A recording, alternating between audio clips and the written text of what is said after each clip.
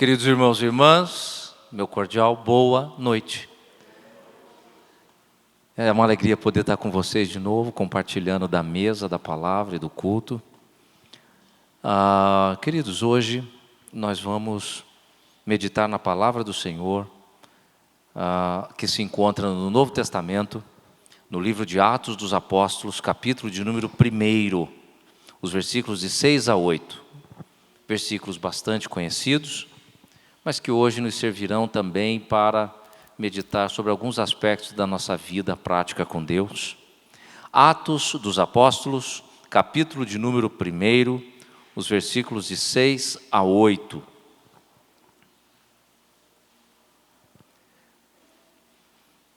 Atos, capítulo 1, 6 a 8. Na versão que eu tenho aqui, diz assim o texto: Então, os que estavam reunidos lhe perguntaram: Senhor, será este o tempo em que restaures o reino de Israel? Respondeu-lhes: Não vos compete conhecer tempos ou épocas que o Pai reservou pela sua exclusiva autoridade. Mas recebereis poder ao descer sobre vós o Espírito Santo, e sereis minhas testemunhas tanto em Jerusalém, como em toda a Judéia e Samaria, até os confins da terra. Até aqui. Sabe, queridos, já há alguns anos eu não me iludo mais com as pessoas que procuram o culto e a presença de Deus. Eu sei que cada um de nós vem para a igreja cheio de perguntas, de inquietações. Às vezes acontece, não é que não aconteça. Acontece de você vir para a igreja feliz, alegre com alguma coisa que aconteceu, que encheu o seu coração. Você vem aqui jubiloso, vontade de engrandecer o nome do Senhor, por uma conquista, um milagre, um avanço, uma oração que foi atendida. Sim, isso também ocorre. Mas via de regra, a gente acaba incluindo o culto no meio da nossa agenda. A gente tem uma semana toda cheia, os compromissos estão nos tomando, e a gente vem para o culto com um esforço. E também não estou dizendo que esse esforço é ruim, pelo contrário, que bom que você se esforça para dar a Deus a devida atenção que Ele merece. Mas você percebe que se não fosse a fé, você não viria. Você teria outras coisas para fazer. Por quê? Porque os nossos corações se achegam para o culto cheio de perturbações, de inquietações, de ansiedades. São perguntas. Perguntas. E hoje eu queria trazer ao nosso coração uma meditação sobre esta primeira pergunta, não é? O texto traz para nós, em Atos, uma pergunta: Senhor, por acaso o Senhor é o Messias? É agora que vai acontecer tudo? Essa pergunta tem um contexto. Esse contexto mostra no livro de Atos dos Apóstolos o início da igreja nessa transição que está terminando, onde Jesus sobe aos céus e agora a igreja fica sob o governo daqueles que Jesus outorgou o poder para isso. É a igreja conhecida como apostólica. Agora os apóstolos é que vão dar conta.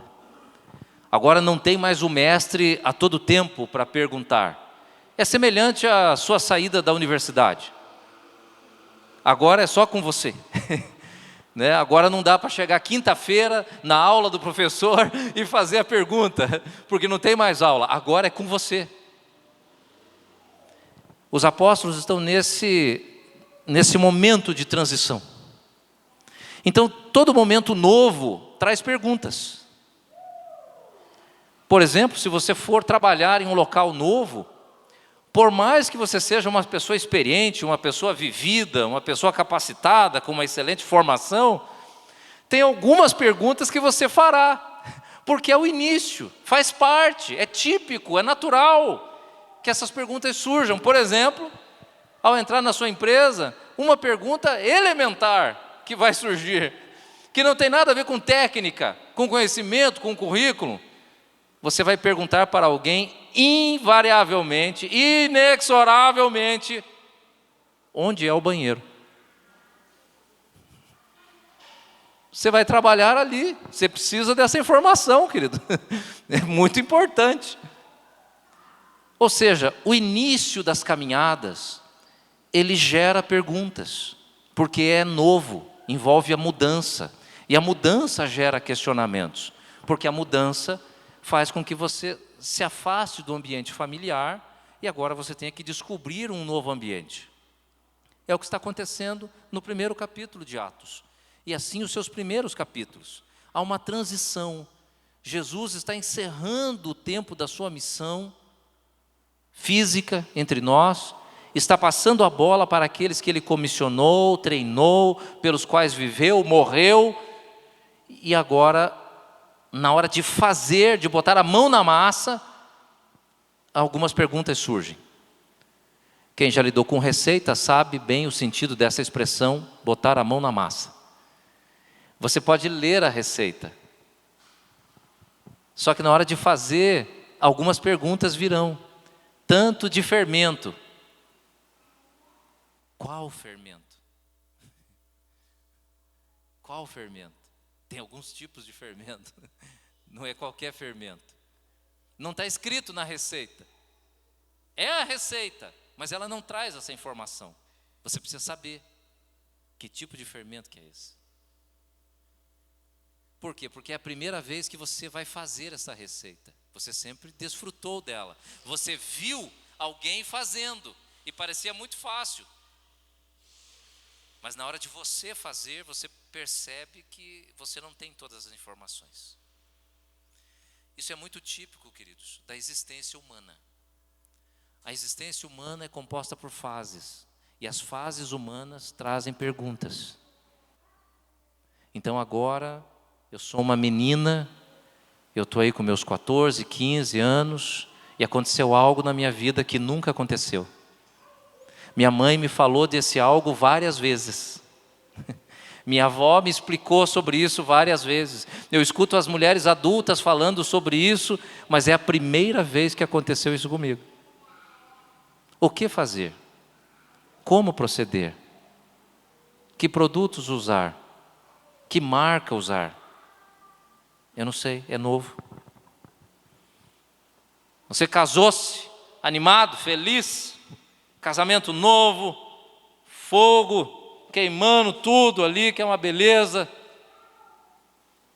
Só que você não sabe lidar com algumas questões do casamento iniciais, como por exemplo, onde é que nós vamos passar o nosso primeiro Natal? Vai ser na casa dos seus pais, dos meus pais ou na nossa? Decisão difícil essa, queridos. Pode dar briga em família se você escolher a opção errada. Vocês, na época do namoro e do noivado, não conversaram sobre isso. Por quê? Porque não precisava. Tudo era como antes. Agora vocês estão casados, mudou. Agora a pergunta surge. As perguntas, irmãos e irmãs, elas são típicas da existência humana, exatamente porque ela é composta por fases.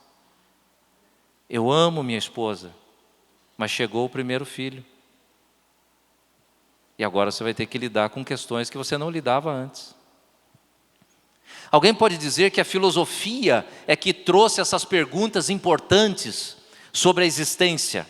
De onde vim? Para onde vou? Qual o meu propósito nesse mundo? Eu diria que não, eu diria apenas que a filosofia constatou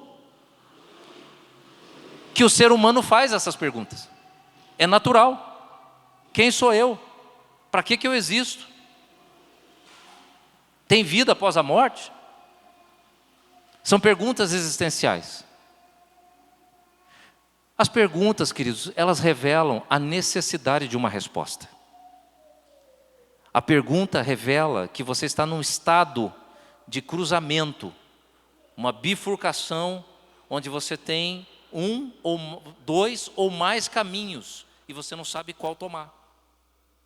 Então você recorre à pergunta. Por quê? Porque você julga que a pergunta trará a você elementos, subsídios. Língua portuguesa, subsídios, não subsídio. Subsídios que vão te permitir fazer uma escolha mais acertada. As respostas te darão elementos, informações, que vão te dar aparente domínio, controle sobre a situação. E aí você toma uma decisão com convicção e com segurança. É ou não é?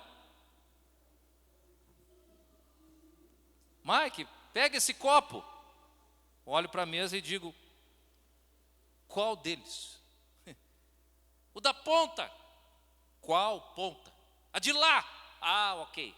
Segura e convictamente eu pego aquele copo. Nenhum outro, aquele. Pego este copo e levo. Certo de que é este o copo. Sem dúvidas. É curioso que na ceia do Senhor, as palavras de Jesus diz assim, este cálice é a nova aliança do meu sangue. Não é qualquer cálice, é este. Alguém poderia fazer a pergunta se não estivesse olhando. Desculpe, mestre, eu não vi. Qual cálice? E ele vai dizer, este cálice. Ah, ok. As respostas te dão segurança. Pois bem, esse é o ambiente da pergunta que os discípulos fazem a Jesus. Eles já estão percebendo que tem algo diferente no ar. Pessoas estão sendo curadas. Uau! Eles já têm até pessoas que ressuscitaram dos mortos, andando entre eles.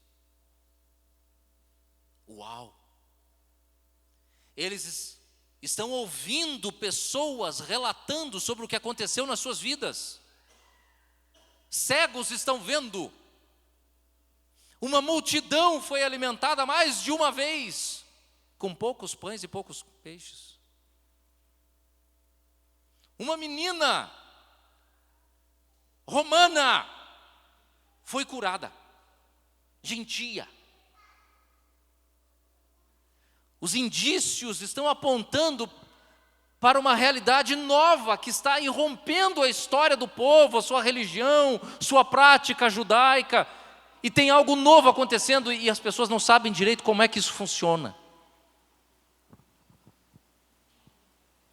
Agora o mestre cumpriu toda a sua missão, entregou a sua vida, derramou o seu sangue, venceu a morte e está comissionando os seus apóstolos e dizendo, agora sigam e anunciem que tudo o que foi escrito a meu respeito se cumpriu. O mundo precisa saber. E o pessoal diz, ótimo, vamos lá pessoal. Onde a gente começa? Já começa a primeira pergunta. Vamos fazer o quê? A partir de onde?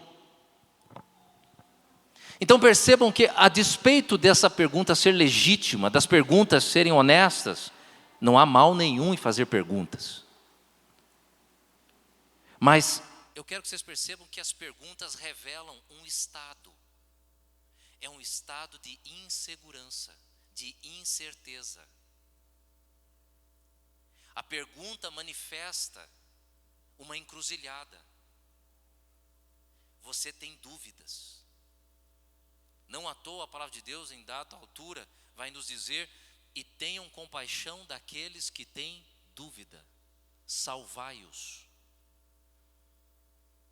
Na sabedoria bíblica, há um dito que nos ensina dizendo que da dúvida é que surge a fé mais robusta. E hoje eu confesso a vocês que eu entendo melhor isso, é verdade.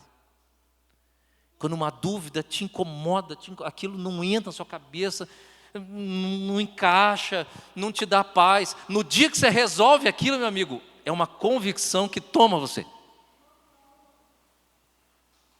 Porque ela veio da dúvida, não da reprodução, da cópia, mas de uma dúvida que trouxe paz.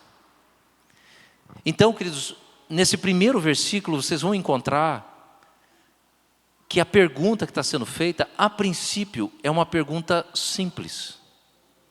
É uma pergunta legítima. uma dúvida. Contudo, ela revela que você está inseguro, que você não tem certezas suficientes para caminhar. A pergunta revela um espírito debilitado, fraco, que não entendeu e não sabe o que está acontecendo. É por isso que é muito importante a gente discipular e evangelizar e trabalhar a vida de pessoas novas na fé, porque elas têm muitas perguntas, muitas dúvidas. Isso é tão intenso que quando Jesus me encontrou, eu vivia um momento de muitas dúvidas, um sofrimento imenso, emocional, psicológico. Mas quando a palavra de Deus realmente se fez brilhar na minha vida, naquele culto, e eu entendi, eu não precisei esperar duas vezes, eu não ergui uma só mão, eu ergui as duas. E como vocês sabem, o texto era sobre a ressurreição de Lázaro. De todo o coração, queridos, quando o pastor Silas falou, Lázaro, vem para fora, eu ouvi o meu nome. Mike, vem para fora. Eu precisava ir para fora. Eu precisava muito ir para fora. Eu estava sufocado naquela escuridão. Eu precisava de ar, eu precisava de vida. E eu não a tinha. As dúvidas estavam me acabando. E eu me levantei, mesmo sem pedir. Me levantei, ergui as duas mãos e disse, eu quero isso para a minha vida. Eu preciso disso para a minha vida. Essa é a resposta para a minha vida.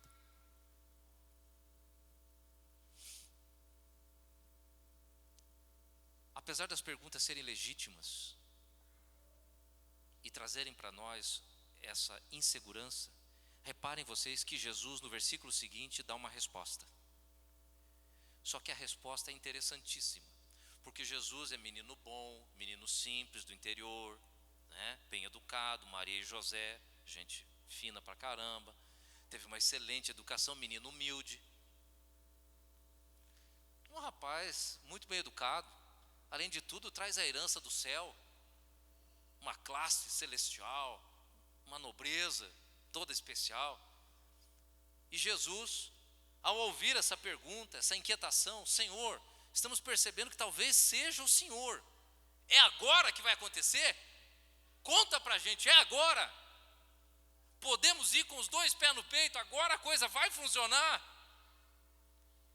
Jesus poderia ter usado todo o seu garbo, elegância, gentileza, educação, distinção, para dar uma resposta muito tranquila. Mas reparem você que a resposta de Jesus é realmente divina. Abre aspas. Não te interessa. Ponto.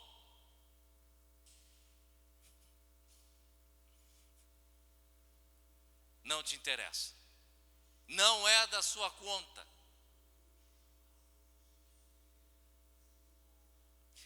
Por que Jesus faria isso?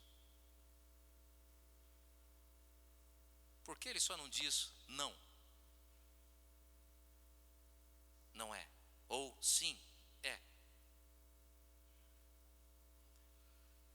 A resposta de Jesus vai mostrar que a pergunta que estava sendo feita a ele não era só uma dúvida qualquer. Era uma questão existencial. Era uma questão de fé. Aquela resposta ia determinar quem ia segui-lo e quem não ia segui-lo. Por quê? Porque em grande medida, queridos, as pessoas aderem a um projeto de fé enquanto esse projeto é benéfico para ela. Poucas pessoas têm uma adesão, um compromisso com a sua profissão de fé integral, custe o que custar. A maioria tem fé até que cobre demais. Cobrou demais, ele muda. A fé pode ser apenas um hábito.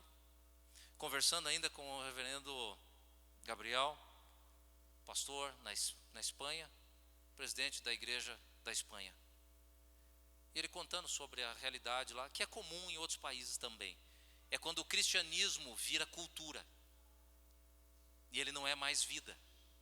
Ele estava contando que na Espanha, a identidade católica, ser cristão, faz parte da identidade de quem é espanhol. Ser espanhol é ser cristão. Não separa essas coisas. Então, os pais na Espanha são ateus, ou professam alguma outra coisa, o Ica, alguma filosofia doida aí, Rosai Cruz, isso que você quiser. Só que eles obrigam os filhos a fazerem a primeira comunhão. Por quê? Porque isso é ser espanhol. Então os filhos vão para a igreja, fazem a catequese, fazem a primeira comunhão. Por quê? Porque é cultural, tem que fazer. É como aprender a língua espanhola. Você está na Espanha, tem que aprender a língua espanhola.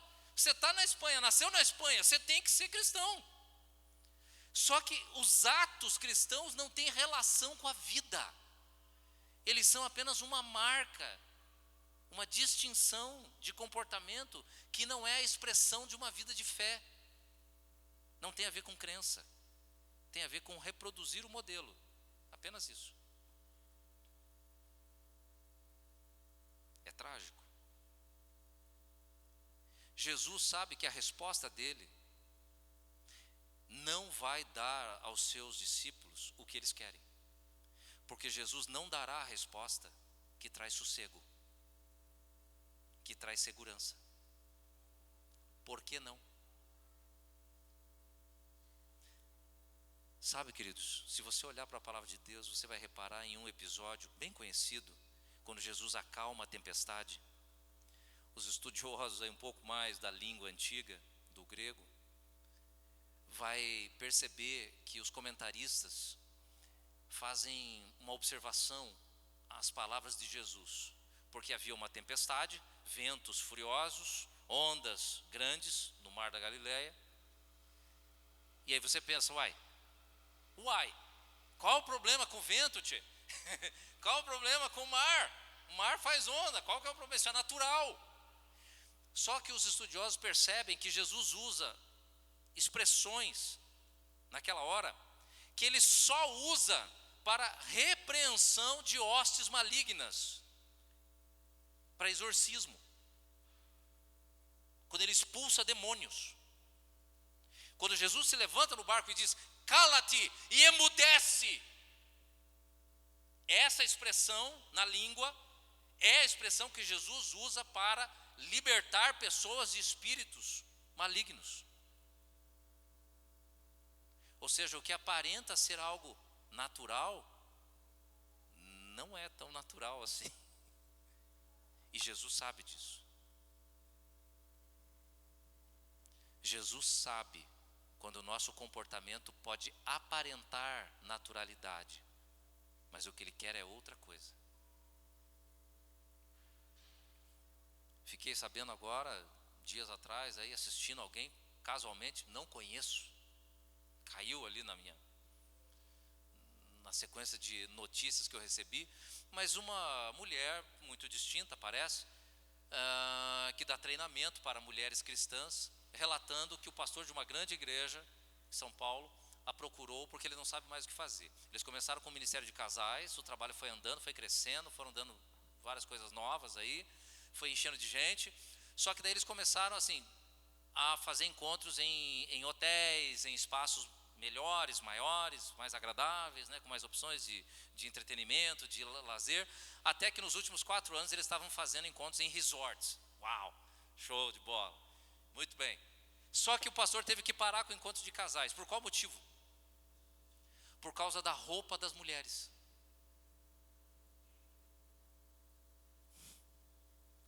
As mulheres vão para o resort crentes. E elas não sabem se comportar com a sua roupa. Isso porque tinha um manual da igreja especificando como é que ia ser. Então, quando traje de banho, roupa de praia, né? Piscina ou praia. Então, os homens, por favor, de camisa, shorts, né? As mulheres, por favor, um maiôzinho, um shortzinho, que nada. Sabe o que mais me assustou no relato dela? É para vocês verem como é que está o mundo evangélico hoje, né? É que ela diz que tem evangélicas blogueiras que fazem, elas aproveitam as suas redes sociais para fazer propaganda de produtos. E aí, no meio dos cursos e nos intervalos, estava o pastor aqui pregando e elas no meio fazendo, olha, eu estou aqui no encontro de família, de casais, é uma benção, o que e tal, e fazendo propaganda de roupas e de roupa de banho e roupa íntima. E aí elas usavam durante o dia 30 biquínis de cores diferentes para fazer várias fotos e postar nas suas redes, porque ela vende isso no encontro de casais. Ou seja, os caras estão indo lá para tentar recuperar o casamento. E é lá que a desgraça acontece, entendeu? O tentador não dá folga, meus queridos, não dá folga. Miserável. Ou seja, vocês percebem que atrás de coisas aparentemente naturais e simples, normais, civilizadas, podemos ter problemas espirituais. É o que está acontecendo aqui. Jesus percebe que atrás dessa pergunta tem um problema espiritual. E qual é o problema? Senhor, eu preciso ter certezas, senão eu não sigo o Senhor. Eu preciso ter convicções que me tragam segurança e paz, porque eu não consigo viver nessa história de confiar no Senhor, depender do Senhor. Isso me leva à loucura. Eu preciso ter certezas.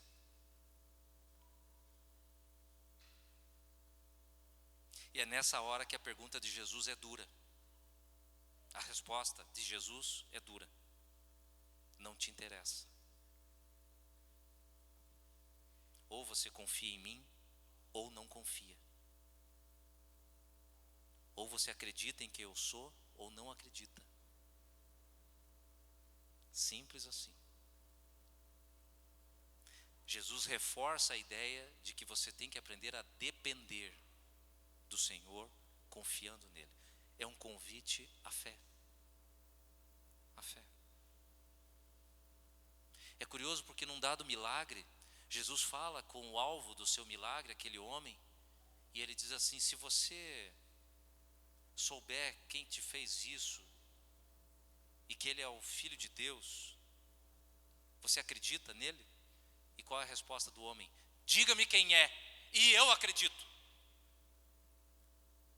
Diga-me quem é, e eu acredito. Ou, queridos, o célebre exemplo, incrível exemplo, de um pagão, um romano, dizendo para Jesus: o senhor não precisa ir até lá. Eu sei que se o senhor der ordens, estará tudo resolvido.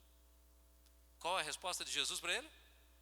Diferente dessa resposta abrupta, curta, dura, não te interessa. Qual a resposta de Jesus? Nem em Israel encontrei tamanha fé. O cara não conhece nada da Bíblia, não tem nenhum compromisso com a tradição do povo de Deus, desconhece completamente cada profecia sobre a minha vida, não tem a menor ideia do tamanho da pessoa que eu sou, mas ele é capaz de acreditar em mim. E o que é mais incrível, o exemplo que aquele homem dá: Senhor, eu sou chefe no meu trabalho, e eu sei que quando eu chego para um subalterno, para um funcionário e digo, faça isso, ele vai fazer, porque sou eu que estou mandando. Então eu sei que o Senhor manda no pedaço, e se o Senhor disser faça, vai fazer. É por isso que eu estou te pedindo e dizendo que o Senhor não precisa ir, porque eu entendo como é que funciona. Eu reconheço a sua autoridade. Eu sei que o Senhor tem essa autoridade. É assim que as pessoas viam Jesus, uma boa parte, quando diziam: ele fala como quem tem autoridade e não como os doutores da lei. Era visível isso. Ou você acredita nisso, ou você não acredita. Não tem meio termo.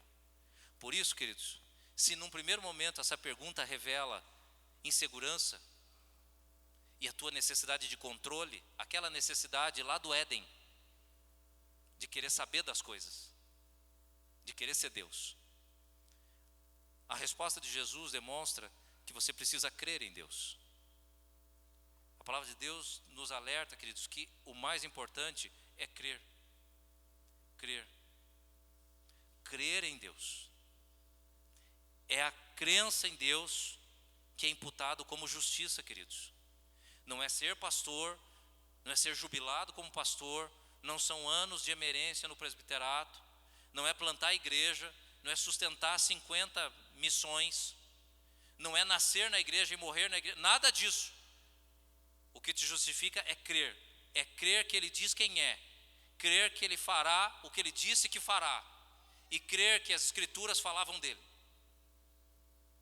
Crer, sem titubear. Sabe, queridos, o desafio da crença é um desafio típico, por exemplo, da colaboração. Então vamos pegar um exemplo aqui. Nosso diácono, Lucas, vem andando aqui, entrando pelo salão com uma bandeja cheia de pipoca. Uma pessoa chega lá na porta, no mesmo instante. De repente, Lucas tropica e plum, vai tudo para o chão, cai tudo a pipocada ali. E eu olho para essa pessoa e digo lá, Nilton, querido, por favor, ajude o Lucas. Caiu aqui, tombou tudo. Vocês já imaginaram Nilton chegando e dizendo assim: quem é o Lucas? O que ele está fazendo com essas pipocas?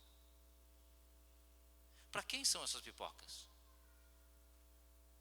Por que ele teve que entrar com essas pipocas aqui? Qual é a marca da pipoca? Entra na sua cabeça esse tipo de pergunta? Não. Por que não? Porque eu só pedi, ajude a recolher a pipoca, ajude a limpar. E aqui nós temos um exemplo muito claro de que cooperação não precisa de compreensão. Eu não preciso entender tudo que envolve essa pipoca no chão, eu só preciso ajudar. Dá para ser? Só ajudar.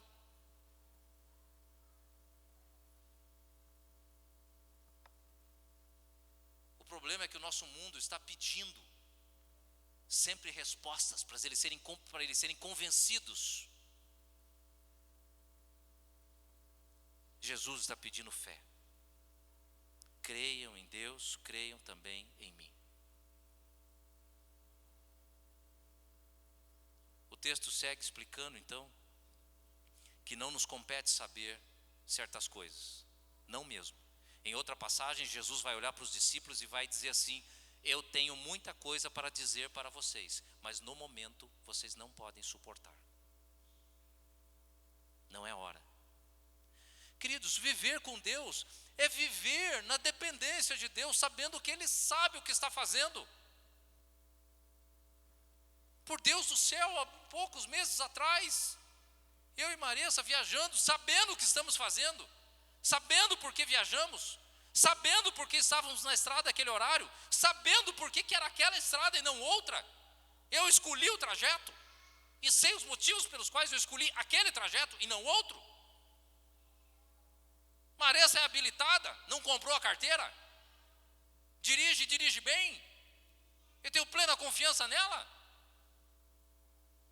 Tudo estava sob o nosso controle, nós sabíamos de tudo, tínhamos os horários, era só chegar aqui em casa, deixá-los em casa, ir para o aeroporto, ir para o nosso módulo.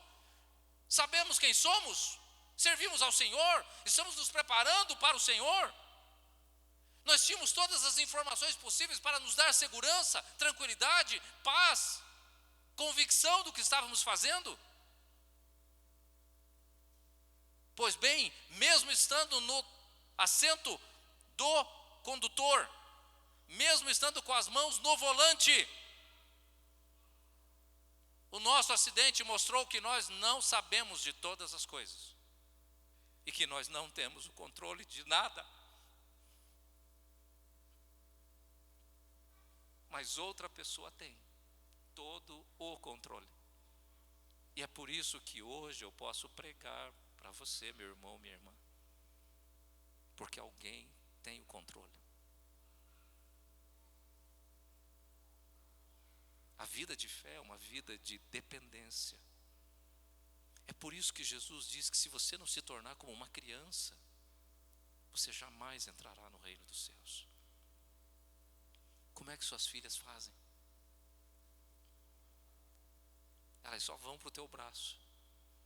Elas não têm a menor ideia de como é que vai resolver.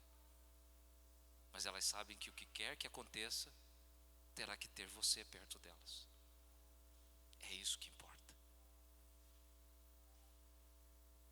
Talvez seja por isso que o salmista seja tão lindo ao dizer: se eu me esconder em alguma gruta, ali o Senhor estará. Se eu subir uma montanha, a mais alta que seja, lá o Senhor estará também. Se eu pegar um barco, me deter no oceano e me mandar pelo horizonte, o mais longe, ainda lá a tua mão há de me guiar. Porque é o Senhor que controla, a minha vida está nas tuas mãos. E quando você acredita que a sua vida está nas mãos de Deus, você para de fazer certas perguntas. Porque você aprende a viver pela fé, de fé em fé, porque o justo viverá pela fé. Só que isso não é simplesmente um esforço humano, meu irmão, minha irmã. Não é mnemotécnica, não é programação neurolinguística, ficar na frente do espelho dizendo: eu acredito, eu acredito, eu acredito. Não. Se você tentar fazer isso, você vai enlouquecer. O versículo seguinte explica como isso acontece. Mas recebereis poder, e descerá sobre vós o Espírito Santo. É esse o ponto. É o Espírito Santo quem te convencerá de que Deus tem todo o controle. É nessa hora que a tua vida encontra descanso. Talvez alguns de vocês aqui, meus irmãos e irmãs, eu tenho certeza, se eu abrisse momento aqui para testemunho, não testemunho, testemunho, vocês poderiam dar de angústias nas suas vidas, momentos nas suas vidas, que por mais que vocês tivessem pai, mãe, avô, pastor, igreja perto, a angústia do seu coração só foi resolvida com oração e algo sobrenatural que tomou a sua vida e te deu paz. Paz que o mundo não pode dar e também não pode tirar. É a presença do Espírito Santo de Deus. Ele te enche de convicção, porque é essa a tarefa dele. Não é isso que a Bíblia diz? E ele nos convencerá da justiça, do juízo e do pecado. Ele nos consola, ele nos santifica. Jesus disse: eu voltarei, mas não vos deixarei sós. Deixarei um outro, um consolador. E aí quando bate a saudade, quando o teu louvor grita várias vezes: Maranata, Maranata, Maranata, é o Espírito que te diz: Ele está vindo, Ele está vindo. Fique tranquilo, Ele está vindo. Queridos, a fé cristã só existe por milagre. Você só vai aprender a depender de Deus por um milagre. Eu posso descrever, como estou descrevendo, todo o processo aqui para você. E por mais que você entenda o processo, você não conseguirá reproduzir o processo, porque ele é espiritual. Não se trata de mera disciplina, ir para a igreja, horário de oração, leitura da Bíblia. Estas coisas, sem o Espírito, de nada servem. Por isso o apóstolo chega a dizer, em dado momento, mesmo que você dê a sua vida por alguém, se não tiver esse milagre, esse amor, de nada adianta. Não serve para nada. Não vai mudar nada. Mesmo que seja o maior e mais heróico gesto. Porque tem algo por trás dos gestos. E aí ele diz, vocês vão ser minhas testemunhas. Testemunhas aqui, vamos lembrar, queridos, a palavra grega. Martírios. Vocês serão os meus mártires. Vocês vão com a sua vida, com o seu sofrimento, testemunhar de mim. Isso é o testemunho. Testemunha. Vocês serão minhas testemunhas. E aí vem o texto. Jerusalém, Judeia, Samaria, até os confins da terra. Eu queria lembrar vocês, queridos. Eu sou um menino de Curitiba. Nunca sonhei grandes coisas para a minha vida. Resumindo muitíssimo a história, eu posso dizer a vocês que eu saí de lá e o Senhor resolveu incendiar o meu coração num lugar que para mim era improvável, na Itália. Lá, o meu coração criou amor pela obra missionária, como eu nunca havia sentido antes. Foi a primeira vez que eu vi pessoas realmente sem nada de Jesus. E aquilo me impactou profundamente. Aí ele me tira de Curitiba e me manda para Concórdia, Santa Catarina. 420 quilômetros. Saí da Judéia, de Jerusalém, e fui para a Judéia. De repente, coisas acontecem na minha vida que eu também não entendi nada, muitas delas não entendo até hoje, até o momento que se chama hoje, agora, eu não entendo. Por que é que aconteceu? Porque não havia lógica, razão para acontecer. Mas aconteceu. Eu vim parar no Distrito Federal. Não sei como isso aconteceu, queridos.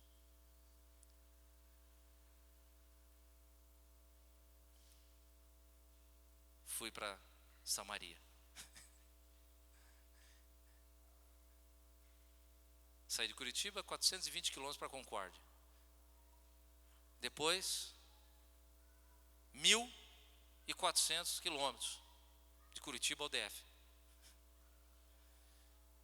E agora tudo se encaminha para eu ir para os confins da terra. Itália, 9.900 quilômetros. Para quê? Para ser testemunha. Testemunha. Queridos, eu quero concluir hoje pontuando para vocês que nesse texto nós encontramos uma grande pergunta, profunda e existencial.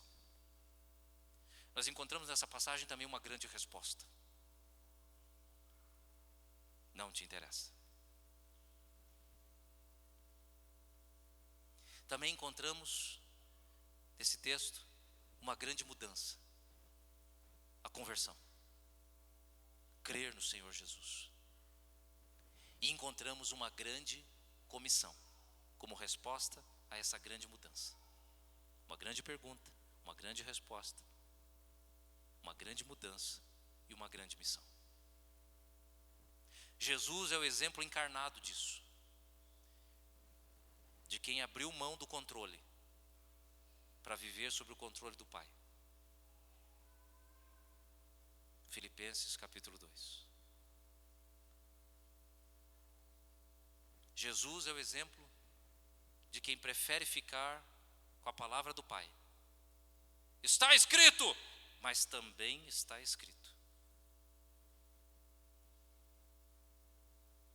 Jesus é o exemplo de quem preferiu crer no Pai. Faça-se a tua vontade e não a minha. A tua será sempre melhor. Eu acredito que a tua é o melhor.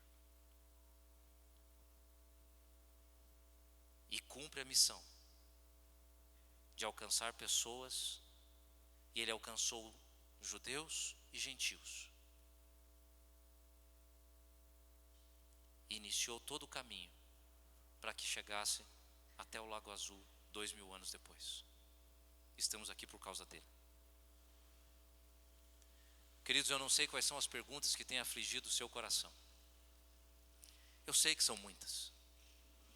Um idoso pode se perguntar, relendo a vida, para que serviu sua vida, a situação que ele está com essa idade, a saúde está se debilitando, ele não economizou dinheiro ou tomou decisões erradas. Um jovem está preocupado sobre o caminho que ele vai tomar, que curso que ele vai fazer, que emprego que ele vai ter, como é que ele vai conciliar a igreja. Outros estão se perguntando se vão casar, não vão casar. Inclua a terra velha dicotomia entre casar e comprar uma bicicleta, também é uma dúvida.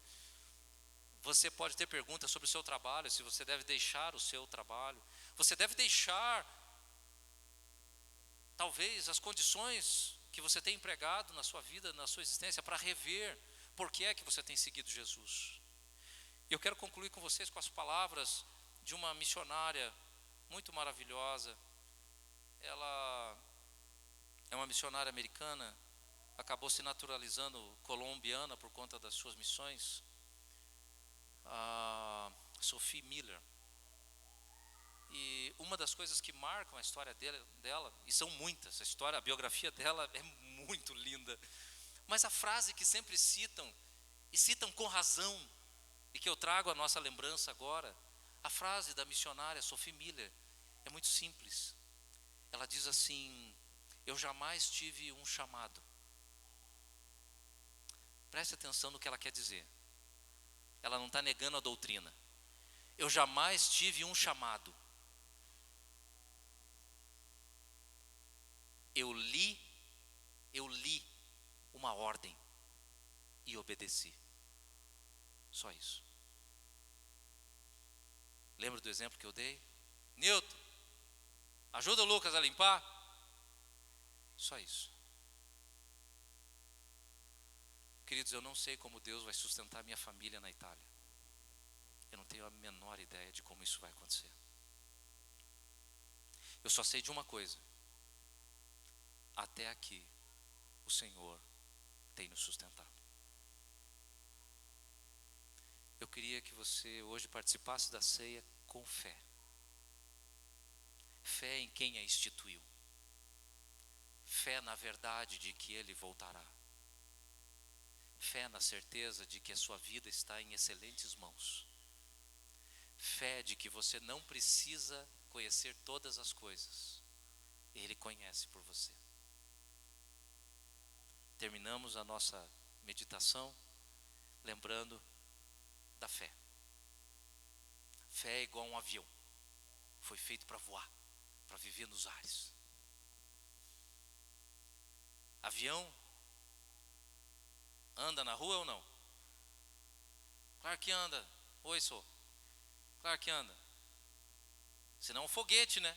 Só pum. Avião anda. Anda na rua, sim. Anda na pista. Tem uma palavra técnica para isso. Ele está taxiando. Não é? Para que serve a pista? A pista serve para duas funções. A primeira, para que o avião possa decolar.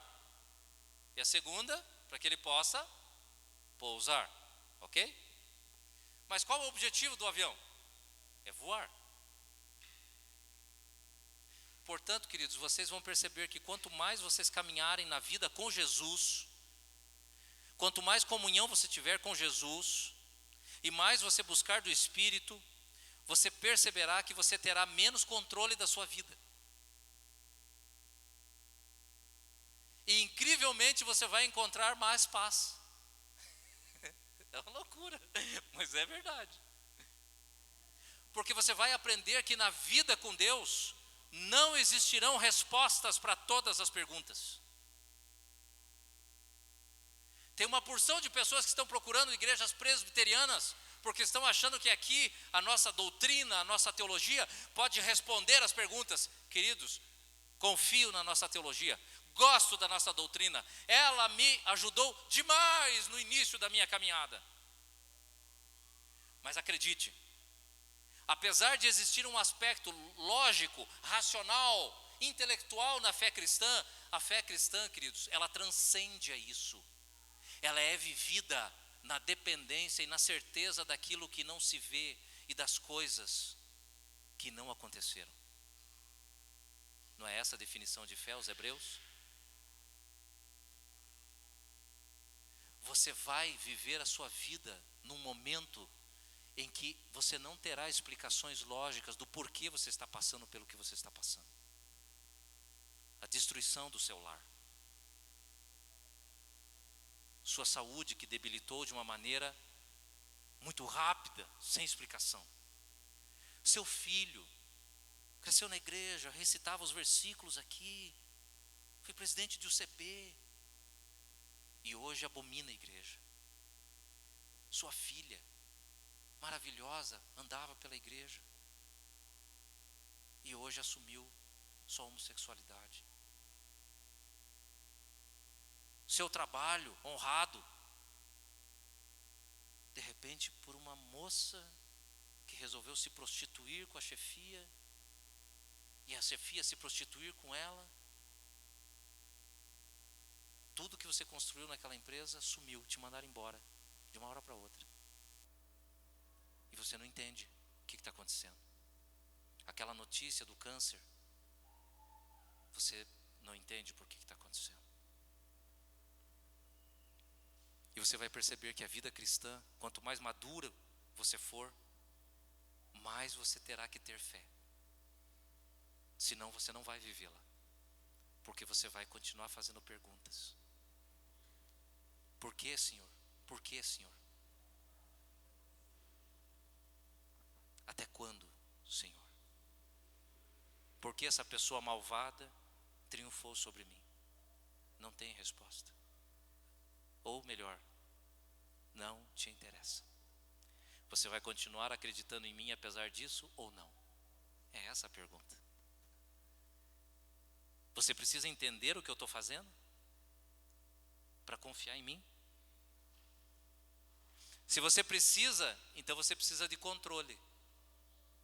Só que viver com Deus é viver sem controle, crendo que o controle está na mão da melhor pessoa. Eu queria que você participasse da ceia hoje assim, depositando essas suas perguntas, essas suas inquietações hoje, aqui na ceia. Se você quiser pedir perdão por tantas perguntas, pode pedir, mas a ideia não é essa. A ideia é que você diga: Senhor, essas perguntas estão me inquietando e tirando a minha paz com o Senhor. Por favor, me enche de fé e me dá paz. Que eu possa viver com paz, sabendo que o Senhor tudo sabe, que tudo acontece no justo tempo e medida da tua santa providência. Que eu sou pequenino. Acho até que o Senhor tentasse explicar para mim, eu não entenderia. Mas eu quero aprender a correr para os teus braços. Eu quero aprender que por mais monstruosa que seja a realidade, nas tuas asas eu encontro descanso. Eu quero esse descanso. Eu não quero o descanso do controle. Eu quero o descanso da tua presença.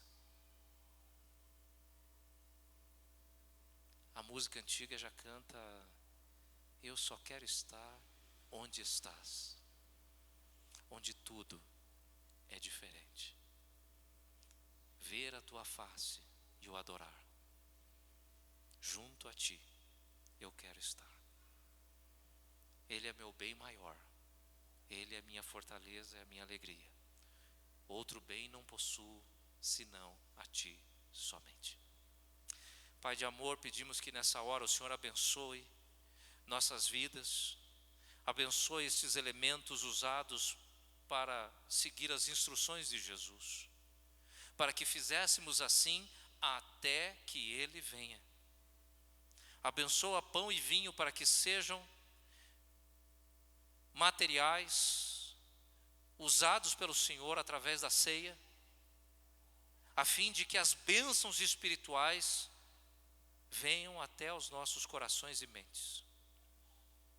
Nós hoje, ó Deus, queremos buscar bênçãos espirituais, amadurecimento, descanso, confiança. Queremos descansar em Ti. Que o Senhor abençoe esta ceia, abençoe nossas vidas, dando-nos perdão por conta dos nossos pecados. E purificados pelo sangue maravilhoso de Jesus, possamos participar desta ceia convictos de que não por méritos nossos, mas pela Tua mais maravilhosa graça, nós somos os que são chamados de filhos e filhas do Deus Altíssimo. O Senhor nos deu este poder e nós Te louvamos e Te adoramos por isso. Abençoa as nossas vidas assim, Senhor, e edifica a Tua igreja nessa noite. Que essa palavra toque ao coração de cada irmão e irmã aqui e que promova a nossa proximidade com Jesus. É a nossa oração, em nome dEle. Amém. Queridos, presbítero Newton, presbítero Marcos, por favor, me auxiliem